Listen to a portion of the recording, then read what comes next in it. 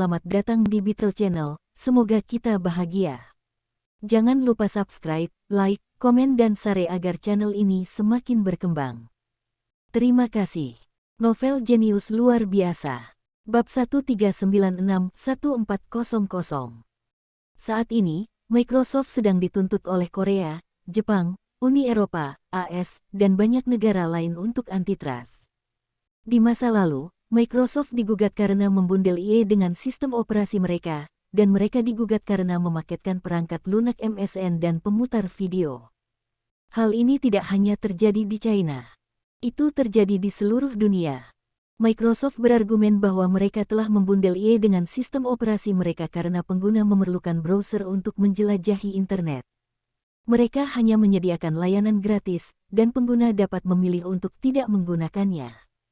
Tetapi IE Microsoft tidak dapat dicopot atau dihapus. Itu sebabnya perjanjian Microsoft tidak diterima.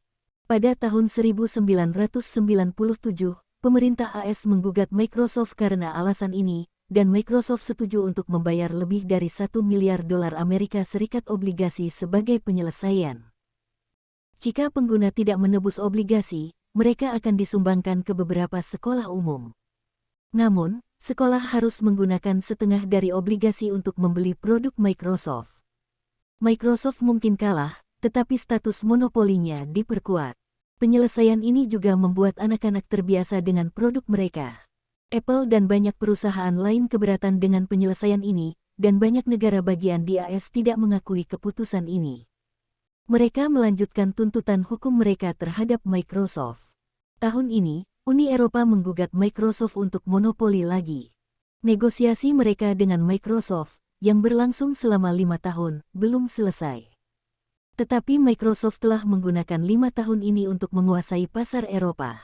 Microsoft tidak takut dengan tuntutan hukum karena akan membantu mereka mendapatkan publisitas dan muncul di berita utama di seluruh dunia.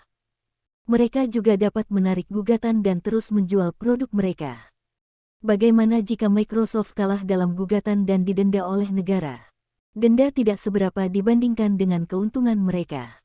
Bahkan jika mereka didenda lebih tinggi dari keuntungan IE mereka dan perangkat lunak lain, mereka juga meningkatkan pangsa pasar mereka dengan menendang pesaing mereka. Denda dapat dipulihkan dalam waktu 2 hingga 3 tahun. Microsoft dengan cepat memperluas pangsa pasarnya di negara maju menggunakan penjualan bundel, dan banyak negara tidak menyukainya. UE menolak untuk mengizinkan Microsoft menyeretnya keluar melalui putaran negosiasi lainnya. Mereka segera menjatuhkan putusan dan mendenda Microsoft 500 juta euro. Ini setara dengan sekitar $670 juta Amerika Serikat. Pada saat yang sama, mereka memerintahkan Microsoft untuk memisahkan sistem operasi mereka dengan perangkat lunak yang dibundel, dan merilis kode mereka, termasuk perangkat lunak Office, kepada pesaing mereka. Microsoft mengajukan banding tetapi ditolak.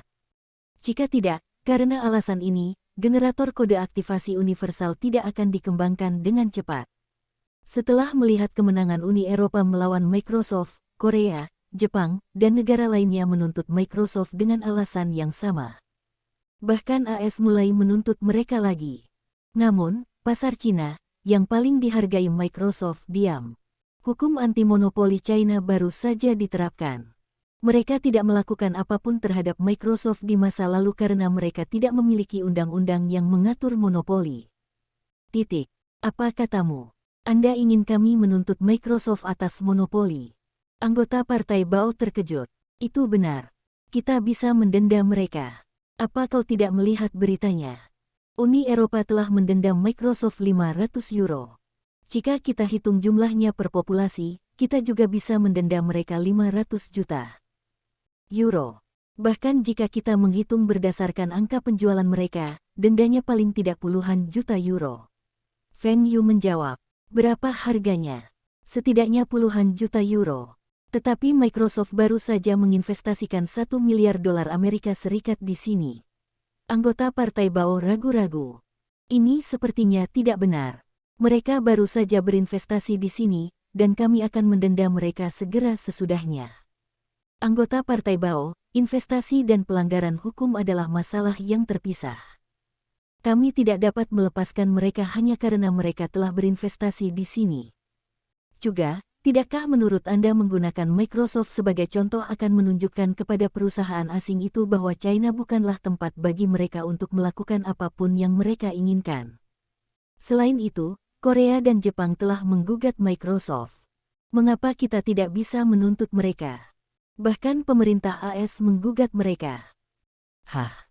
Pemerintah AS juga menggugat Microsoft. Bukankah Microsoft adalah perusahaan AS? Anggota Partai Bao bingung. Ini seperti Lenovo Kings of China. Pemerintah China akan melakukan segalanya untuk mendukungnya, dan mengapa mereka menuntutnya? Microsoft bukan satu-satunya perusahaan perangkat lunak di AS. Mereka masih memiliki Apple, IBM, dan banyak perusahaan lainnya. Tetapi sistem operasi Microsoft adalah yang terbaik di antara mereka, dan pemerintah AS menggugat mereka. Apa yang kita tunggu? Apa pendapat orang lain tentang kita ketika tetangga kita, Korea, Jepang, dan persemakmuran negara-negara merdeka menggugat mereka? Internet akan mulai mengatakan pemerintah China kita terlalu lemah dan kalah dengan Jepang dan negara lain. Oh, saya telah membantu Anda semua menemukan pengacara. Dialah yang membantu CCTV menggugat perusahaan yang tidak jujur itu. Katakan padaku yang sebenarnya. Mengapa Anda begitu ingin menuntut Microsoft? Apakah karena mereka adalah pesaing Anda? Anggota Partai Bao menatap mata Feng Yu. Tidak ada gunanya berbicara lagi jika kamu berpikir seperti ini. Terlepas dari apakah Anda menuntut Microsoft, kami tetap pesaing, dan kami tidak akan mendapatkan 1 sen pun jika mereka didenda.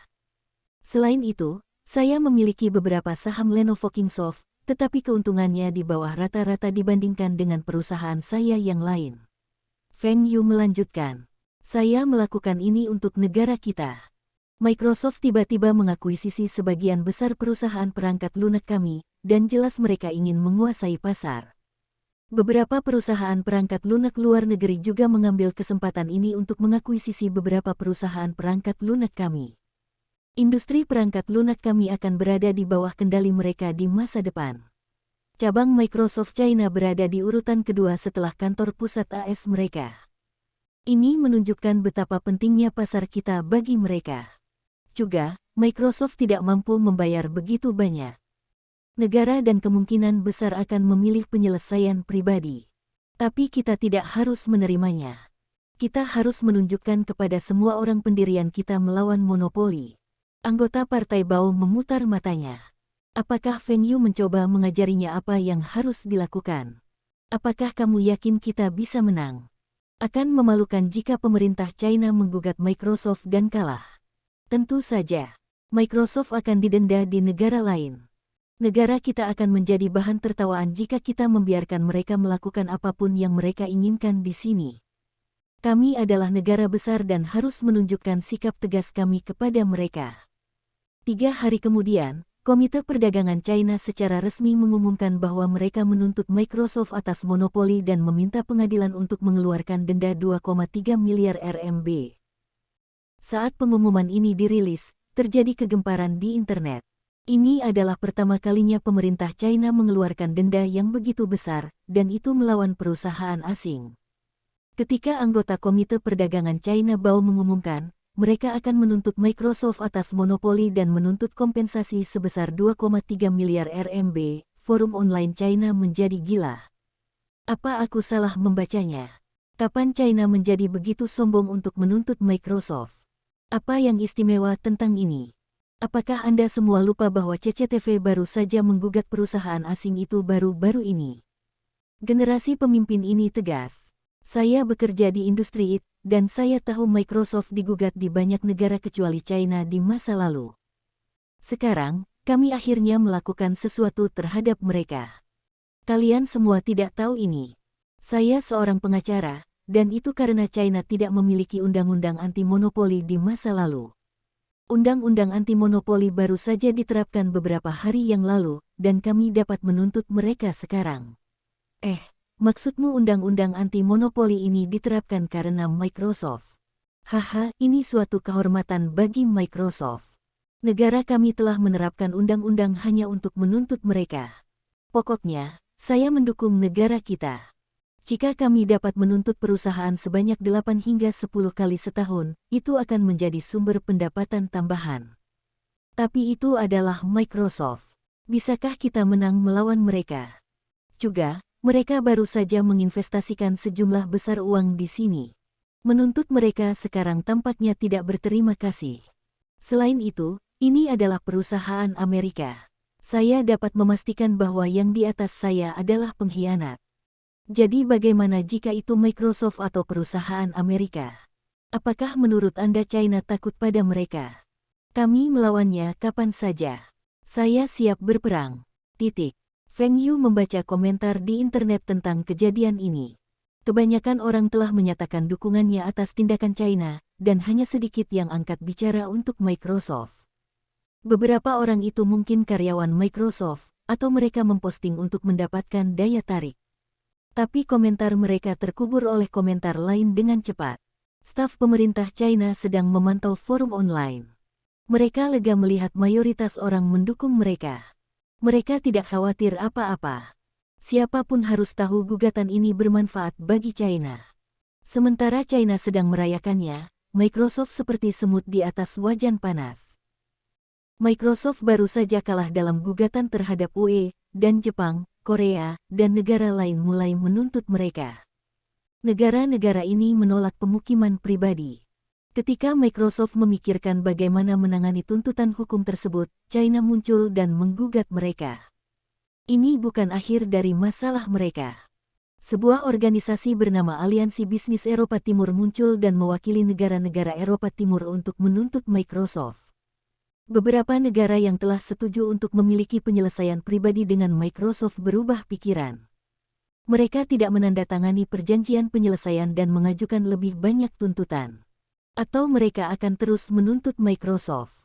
Negara-negara ini tahu bahwa Microsoft akan mencoba menyelesaikannya secepat mungkin karena mereka menghadapi banyak tuntutan hukum di seluruh dunia. Strategi penjualan bundel Microsoft telah ada selama bertahun-tahun dan efektif. Tidak masalah bagi mereka jika mereka berhenti membundel produk mereka sekarang. Tetapi mengapa mereka berhenti jika mereka dapat terus menggabungkan produk mereka untuk meningkatkan pangsa pasar dan keuntungan mereka? Jika Microsoft menghentikan semua penjualan bundling, banyak pengguna mungkin beralih ke produk pesaing mereka. Mereka tidak berani menjamin bahwa produk perusahaan lain tidak sebagus produk mereka, karena semua produk memiliki keunikan tersendiri. Jika Microsoft tidak dapat membundel produknya, mereka tidak dapat mempertahankan keunggulannya, dan pangsa pasarnya dapat turun kapan saja. Itu sebabnya Microsoft lebih suka membela diri di pengadilan dan membayar kompensasi daripada menghapus bundling. Titik. China dan Eropa Timur sudah mulai menuntut kami atas monopoli. Bagaimana kita akan menanganinya? Tanya Bill Gates. Penjualan kami di China dan Eropa Timur tidak berjalan dengan baik, terutama di China. Sistem operasi Windows kami dijual dengan harga yang sangat murah, dan banyak di antaranya menggunakan versi bajakan. Bagaimana mereka bisa menuntut kita? Beberapa dari mereka menggunakan bajakan, tapi bukan berarti mereka tidak bisa menuntut kami. Ini menjadi pengingat bagi kita. Mengapa kita tidak bisa menuntut China saja? Mereka menggunakan versi bajakan, dan tidak ada salahnya bagi kami untuk menuntut ganti rugi. Seorang direktur menjawab, kompensasi. Bagaimana Anda akan menuntut kompensasi? Bagaimana Anda menentukan orang lain menggunakan versi asli atau versi bajakan? Apakah menurut Anda mereka akan membiarkan kami memeriksa PC mereka? Kami dapat menambahkan tambalan sistem untuk mendeteksi secara otomatis apakah sistem operasi itu asli atau bajakan. Jika bajakan, itu akan menampilkan layar hitam, dan ini akan memaksa pengguna untuk membeli versi aslinya. Layar hitam. Ini terlalu serius, dan banyak calon pengguna akan memiliki kesan negatif terhadap merek kami. Beberapa pengguna bahkan mungkin membalas menuntut kami jika mereka mengalami kerugian karena tambalan kami. Mereka dapat mengklaim bahwa mereka tidak mengetahui bahwa PC mereka diinstal dengan sistem operasi versi bajakan. Kami akan terlibat dalam lebih banyak tuntutan hukum. Seseorang balas. Tidak, kami dapat menggunakan pop-up untuk mengingatkan pengguna bahwa sistem operasi mereka dibajak. Tambalan juga dapat mendeteksi jika mereka menggunakan perangkat lunak bajakan Microsoft lainnya. 1 jam setelah pengingat, layar akan mati. Pemadaman ini bukan pemadaman total dan dapat dilanjutkan setelah restart. Ini tidak akan berdampak negatif kecuali untuk beberapa ketidaknyamanan bagi pengguna. Saya setuju dengan saran ini, kata Ballmer. Ini mendorong pengguna untuk beralih ke sistem operasi aslinya dan mendeteksi jumlah pengguna bajakan untuk negosiasi dengan pemerintah China. Jika pemerintah China menolak penyelesaian pribadi, mereka akan menuntut mereka atas pelanggaran hak cipta. Bill Gates berpikir sejenak dan mengangguk. Ini solusi yang bagus. Berapa lama waktu yang dibutuhkan untuk mengembangkan tambalan ini? Itu harus siap sebelum akhir tahun. Paul Allen menjawab dengan bangga. Selain Departemen R&D saya, tidak ada dari Anda yang bisa menyelesaikan masalah ini. Bagaimana Microsoft bisa bertahan tanpa saya? Kamu lihat itu. Perwakilan Microsoft mengatakan mereka tidak mengakui tuduhan tersebut. Mereka tidak tahu malu. Mereka mengklaim bahwa mereka menawarkan pilihan yang lebih baik kepada pengguna. Ini menyiratkan bahwa produk mereka adalah yang terbaik. Perangkat lunak perkantoran mereka tidak sebagus milik Lenovo Kingsoft. Apakah Anda melebih-lebihkan? Lenovo Kingsoft lebih baik dari Microsoft. Microsoft adalah perusahaan perangkat lunak terbaik di dunia. Apa kamu yakin? Apa yang melebih-lebihkan? Bill Gates masih merupakan mantan orang terkaya di dunia, dan manajer China Feng menggantikannya. Berhentilah memiliki pola pikir bahwa di luar negeri memiliki teknologi yang lebih baik. Teknologi China kita berkembang pesat, dan waktunya berbeda sekarang. Catatan penerjemah, reaksi netizen sama dengan komentar yang Anda lihat online saat ini. Mereka pikir China adalah yang terbesar dan akan menghina orang lain yang tidak memiliki pandangan yang sama. Bos, gugatan terhadap Microsoft telah dimulai. Tapi pengacara mereka sepertinya akan menyeretnya keluar. Kami memiliki 2 pilihan sekarang. Pertama, menerima penyelesaian pribadi untuk mencegah merusak citra merek mereka dan menerima sejumlah uang. Kedua, kami menolak penyelesaian pribadi dan meminta pengadilan untuk menjatuhkan putusan. Jumlah kompensasi akan lebih rendah, tetapi itu akan menjadi pukulan berat bagi mereka. Opsi pertama adalah opsi win-win. Meskipun Microsoft mungkin harus membelanjakan lebih banyak, mereka dapat mempertahankan reputasi merek mereka. Orang Cina akan mendapatkan kompensasi yang lebih rendah pada opsi kedua, tetapi kerugian Microsoft lebih besar. Wilson, aku sudah mengatakan ini sebelumnya. Anda harus membujuk pemerintah China untuk tidak menerima penyelesaian pribadi. Feng Yu menjawab, saya mengerti. Kami yakin akan menang, dan saya akan melakukan yang terbaik untuk mendapatkan lebih banyak kompensasi. Saya bahkan menyewa 2 firma hukum UE yang menggugat Microsoft. Kemungkinan kita menang lebih tinggi. Kerja bagus. Saya akan menepati kata-kata saya dan membayar Anda semua dengan mahal. Wilson tahu Feng Yu sangat murah hati ketika dia bisa menyelesaikan tugas yang diberikan kepadanya. Firma hukum Wilson terkenal sekarang, dan dia tidak lagi menerima kasus lain. Dia hanya bekerja untuk Feng Yu dan menyerahkan kasus lain kepada pengacaranya yang lain. Bos. Salah satu mitra saya memberitahu saya bahwa ketika Microsoft sedang menegosiasikan penyelesaian pribadi dengan negara lain, mereka menemukan bukti bahwa negara tersebut melanggar hak IP mereka. Mereka menggunakannya untuk mengancam pemerintah negara itu selama negosiasi, dan mereka tidak perlu membayar apapun. Feng Yu mengangkat alisnya dan tahu apa yang terjadi. Dalam kehidupan Feng Yu sebelumnya, Microsoft pernah menggunakan trik ini di China sekali. Mereka menemukan beberapa perusahaan milik negara dan lembaga pemerintah menggunakan versi bajakan dari sistem operasi dan perangkat lunak mereka. Insiden ini mencoreng reputasi internasional pemerintah China. Tapi ada yang berbeda dalam hidup ini. Ketika Feng Yu mendapatkan Lenovo Group untuk mendistribusikan sistem operasi Microsoft Windows, dia memberi harga yang sangat rendah. Pemerintah juga melakukan pemeriksaan anti pembajakan beberapa kali.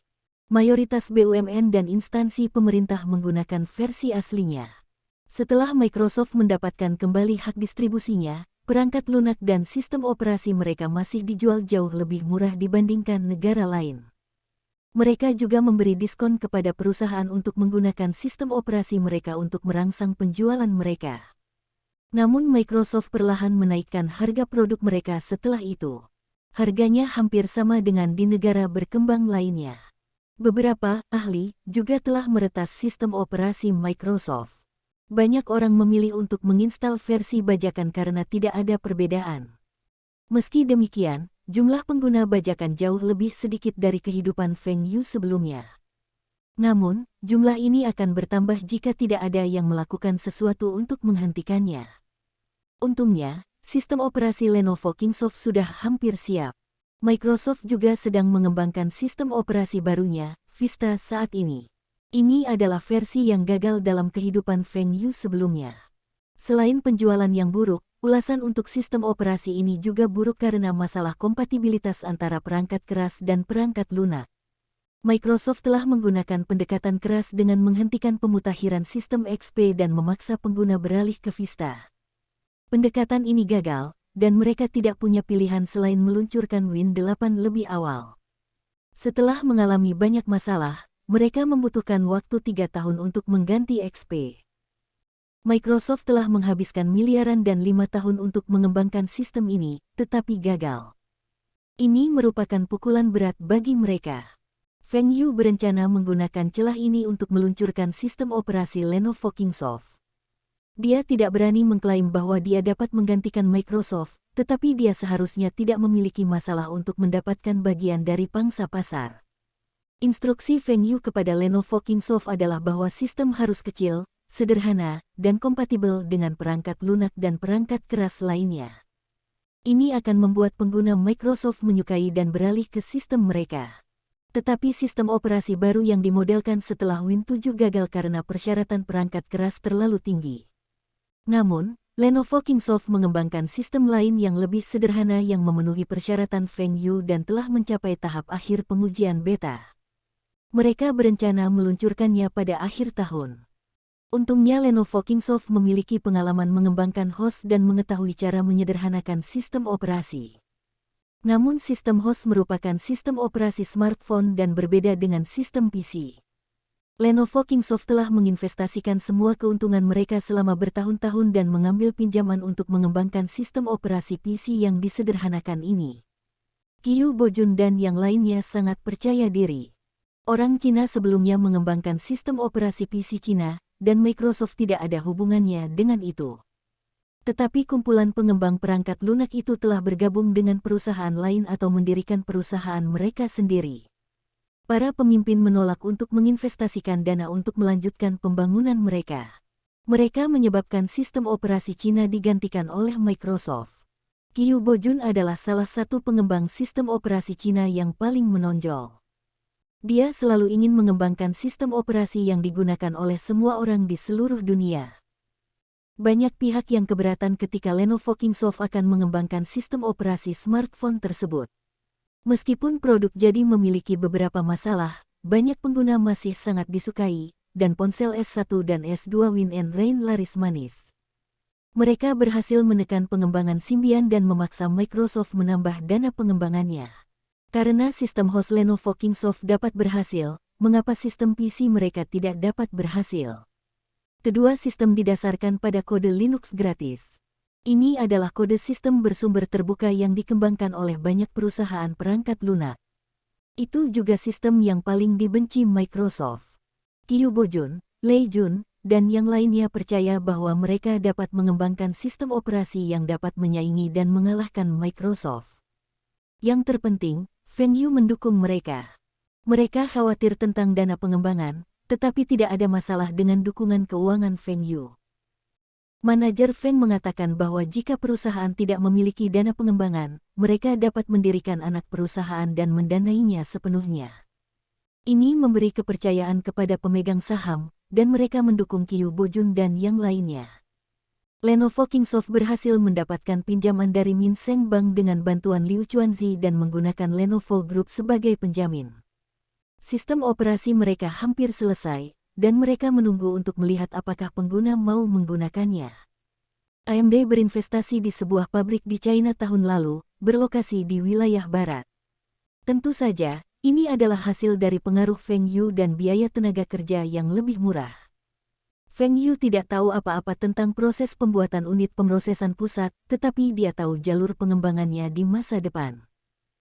Jadi, Feng Yu memberikan gambaran besar kepada Presiden AMD, tidak terbatas pada PC saja.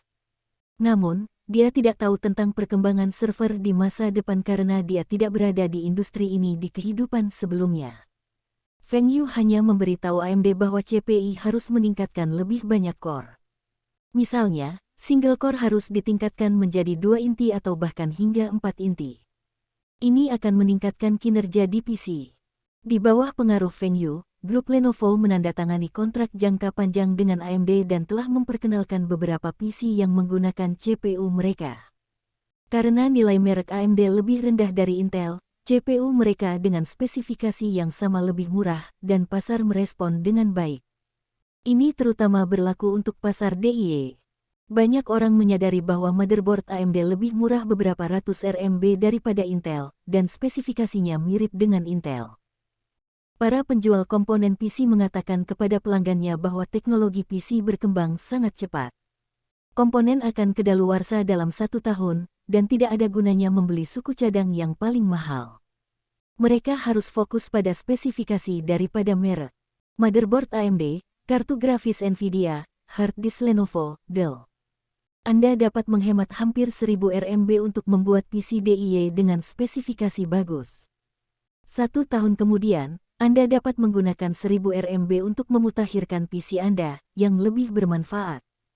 Lenovo, pabrikan PC top Asia, memilih untuk bekerja sama dengan AMD dan Nvidia yang meningkatkan penjualan mereka secara signifikan. Hal ini menyebabkan keuntungan meningkat, dan mereka memiliki dana yang cukup untuk berinvestasi dalam mengembangkan produk baru. Pabrikan PC lain juga mulai memesan dari kedua perusahaan ini. Itu sebabnya kedua perusahaan ini mendirikan lebih banyak cabang dan pabrik baru-baru ini. Nvidia telah berkembang ke skala yang dapat menantang pemimpin pasar yang mapan, ATI. Pangsa pasar Nvidia telah tumbuh dari 1/5 pangsa pasar ATI 3 tahun lalu menjadi hampir sama dengan sekarang. Nvidia juga terpilih menjadi perusahaan dengan potensi tertinggi selama beberapa tahun dan mendapatkan penghargaan lain seperti perusahaan terbaik untuk bekerja, Dell. Kenaikan Nvidia menyebabkan ATI jatuh. Pangsa pasar ATI anjlok lebih dari 1/3, dan laba mereka turun. ATI juga tidak meluncurkan kartu grafis hebat dalam 2 tahun terakhir, sementara Nvidia terus memperkenalkan produk baru. Ini memberi mereka lebih banyak paparan media, menghasilkan lebih banyak pesanan dari produsen PC. Di kehidupan sebelumnya Feng Yu, ATI diakuisisi oleh AMD. Ini juga yang menyebabkan AMD mengalami masalah arus kas. Mereka tidak memiliki cukup dana untuk mengembangkan CPU dan kartu grafis. Pangsa pasar CPU antara Intel dan AMD terlalu besar, dan AMD berinvestasi lebih banyak dalam pengembangan kartu grafis ATI. Mereka berharap ATI bisa menekan Nvidia untuk menjadi market leader. Sampai kelahiran kembali Feng Yu, Nvidia dan ATI berjuang untuk menjadi pemimpin pasar. AMD menggunakan keuntungan dari kartu grafis mereka untuk berinvestasi dalam pengembangan CPU mereka. Ini adalah strategi mereka.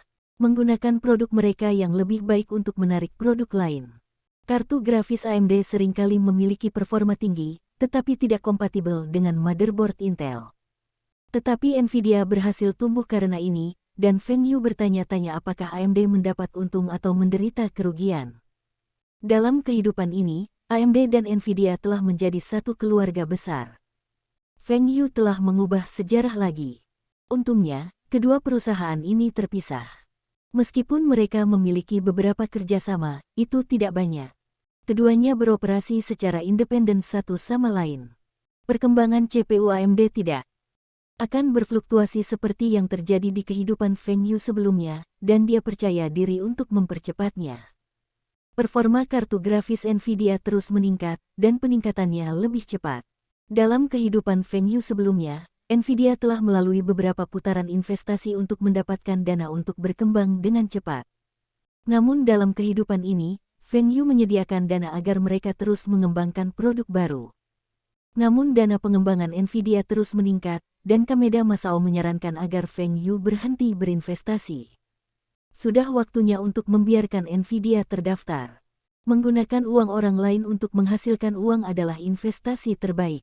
Feng Yu setuju. Terlalu mahal bagi produsen perangkat keras untuk mengembangkan teknologi baru. AMD adalah perusahaan terbuka dan tidak kekurangan dana. Setelah Feng Yu memperoleh sebagian besar saham pemungutan suara, dia tidak perlu berinvestasi lagi. Yang mengejutkan, pengembangan AMD jauh lebih cepat dari yang dia harapkan. Bos, Anda menyebutkan bahwa kami dapat menggunakan CPU inti ganda AMD untuk menantang Intel sebagai promosi. Kami sudah menguji speknya, dan performa AMD kami memang lebih baik. Dewan Direksi telah menyetujui hal ini. Di mana kita akan mengadakan perbandingan ini? AS, Cina, atau Eropa? Ralph menelepon untuk melaporkan. Oh, CPU double core baru sudah siap. Hebat. Jika kami akan mengujinya di depan umum, lakukan di China. Ini akan membuat lebih banyak perusahaan terkait TI memperhatikan kami. Feng Yu berpikir sejenak dan menjawab. Baiklah. Apakah boleh mengatur tempat di Beijing? Saya akan meminta AMD untuk mengeluarkan tantangan kepada Intel sekarang. Tentu. Saya akan mengatur tempat. Saya pikir bangunan angin dan hujan cukup cocok. Laporan berita akan menyebutkan bangunan angin dan hujan, dan ini adalah publisitas gratis. Feng Yu tidak akan melewatkan kesempatan apapun untuk mempromosikan perusahaannya. Selain itu, peralatan lain yang terlibat dalam pengujian ini disponsori oleh Lenovo Group. Ini adalah cara yang baik untuk mempromosikan merek Lenovo. Apa? AMD telah mengeluarkan tantangan kepada kami melalui media. Mereka ingin membandingkan kinerja CPU inti ganda. CEO Intel, Benjamin, merasa frustrasi. Jika mereka berani mengeluarkan tantangan publik, itu berarti mereka yakin akan menang. Benjamin sangat marah.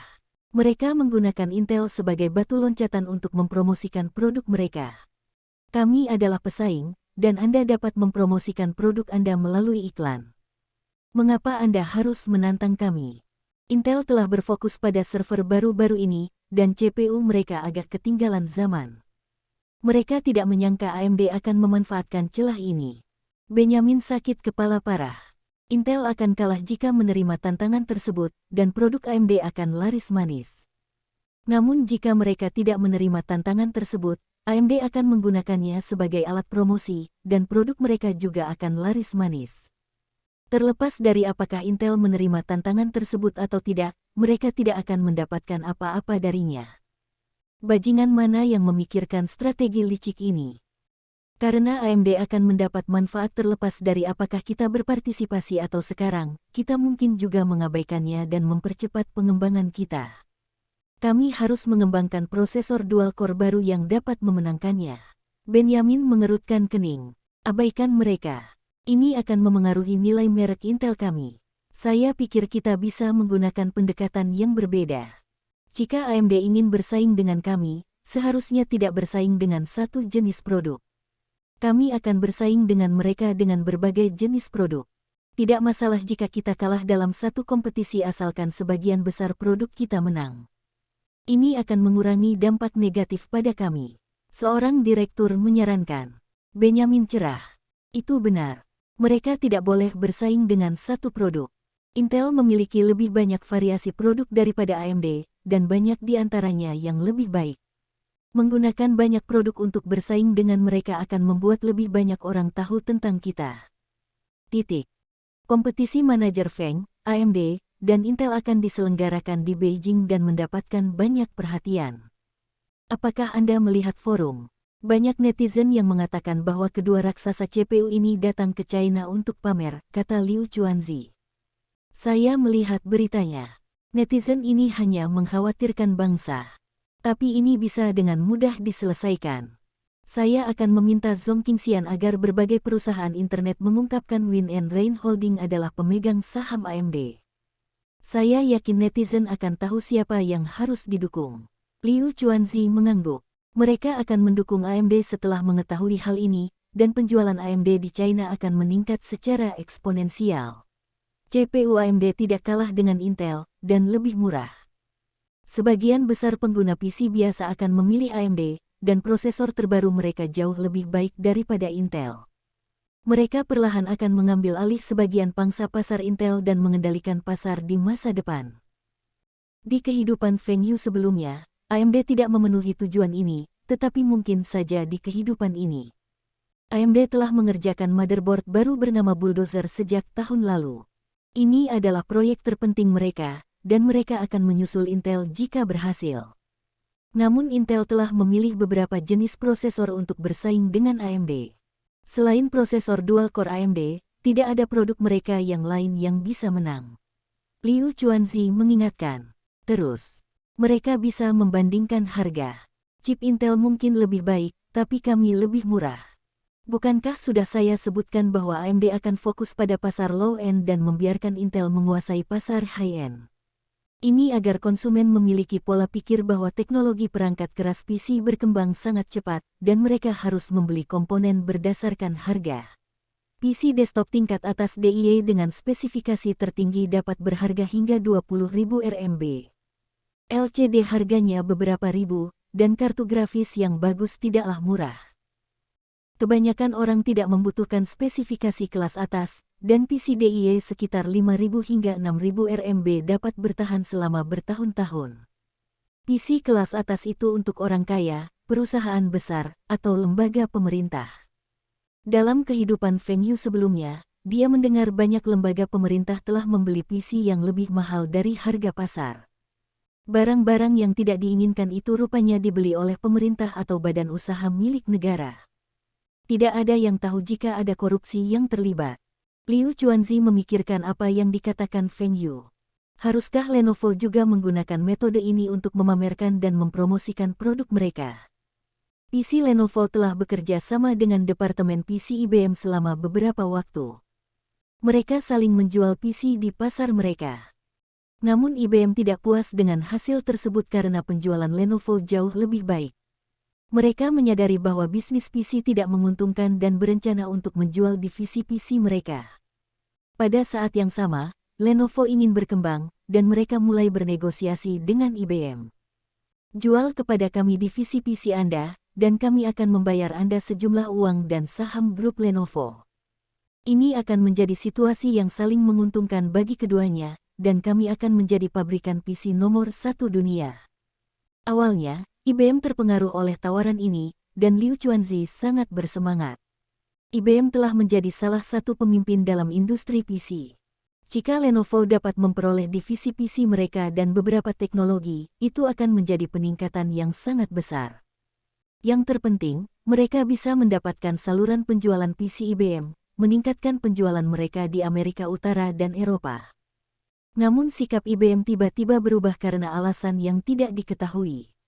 Liu Chuanzi berpikir dia harus mengadakan kompetisi serupa di AS untuk meningkatkan kesadaran merek Lenovo atau tawarannya ke IBM. Manajer Feng, menurut Anda apakah Lenovo mengakuisisi divisi PC IBM? Liu Chuanzi bertanya. Itu akan tergantung pada bagaimana Anda melihatnya. Ada pro dan kontra untuk memperoleh dan tidak memperolehnya. Tapi saran saya adalah jangan mendapatkannya sampai kita mengalahkan mereka. Jawab Feng Yu sambil tersenyum. Mengalahkan IBM. Apakah ini mungkin? Mereka memiliki banyak pesanan besar dari pemerintah AS dan perusahaan. Meskipun spesifikasi PC kami lebih baik, layanan purna jual kami tidak dapat mengimbanginya, dan hal itu memengaruhi penjualan kami. PC setiap orang mungkin rusak, tetapi IBM memiliki keunggulan di AS. Mereka memiliki banyak pusat perbaikan tetapi tidak dengan Lenovo. Lenovo telah mencoba meminta IBM untuk menangani layanan purna jual mereka tetapi ditolak. IBM mendapat perintah dari pemerintah mereka karena alasan keamanan, dan kami mungkin tidak mendapatkan perintah itu. Pesanan korporasi berbeda. Selain IBM, apakah tidak ada lagi perusahaan yang bersedia menangani layanan purna jual kami? Kami akan menyusul mereka dalam waktu 3 tahun dengan PC performa tinggi kami. Pada saat itu, mereka akan memohon untuk menjual divisi PC mereka kepada kami. IBM akan meminta kita untuk membeli divisi PC mereka. Apakah ini mungkin? Bersambung, terima kasih telah menyaksikan dan terima kasih telah mendukung channel ini.